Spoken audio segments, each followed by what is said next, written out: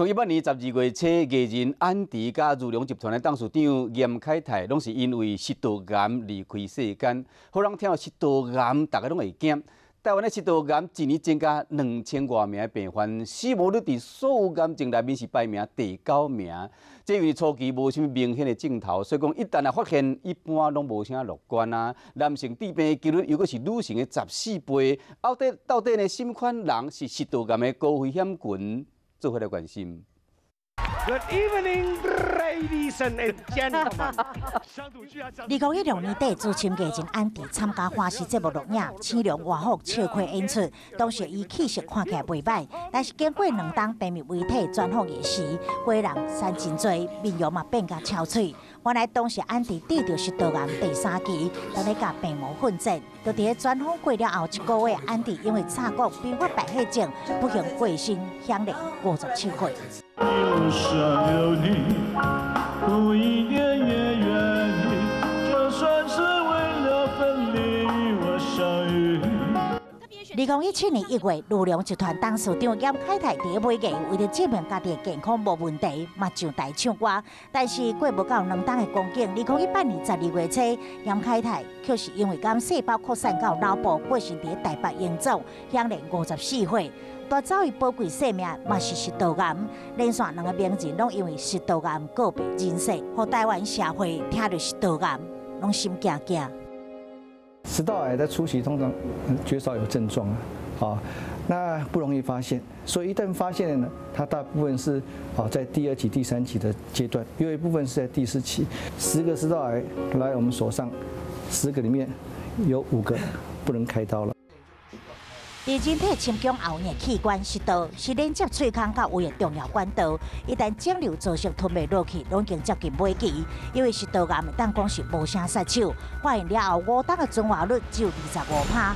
爱食薰、啉酒、薄槟榔的人拢是高危险群。根据统计，食道癌的发生率伫所有癌症排名第10，死亡率是第9。若是男性的发生率，又阁是女性的14倍，尤其是50岁了后的中年男性，风险上悬。晴天霹雳啊！52岁李思明也会记得3档前发现得着食道癌的时阵，规人六神无主，好亲像对咧慢灯深烟。就是我有那个肠燥症，会胃食道逆流，所以到那个医院去照胃镜，结果就发现说有一个肿瘤。肠胃科医师跟我讲的时候，我还不相信，我说什么肿瘤？他说不大乐观呢，你离癌。经过生死关头，李思明更加珍惜健康，将30桶的薰酒、槟榔拢戒掉，人生观嘛变甲加真开朗。回首来时路，伊奉劝食道癌友，就算会惊，嘛唔通倒撇治疗。碰到就是要接受啊，要坦然接受啊，不要紧张啦。那个心里要有一个念头，说要放轻松。赶快找合格的、正确的医师治疗，千万不要相信偏方。我哋食道癌市面上真侪传言，经过爱啉烧汤、烧的饮料，介意食这生的食物，甲爱食咸的人，拢比咧做是高危险群。但是市中平医师提醒民众，只要若无过量，不需要过度惊吓。都不是真正的原因，都是加总的，喝热食，我想不光是男性，的专利了。我想应该也很多女性同胞，她也喜欢喝或吃热的饮食啊。可是她基本上得食道癌的机会不多啊。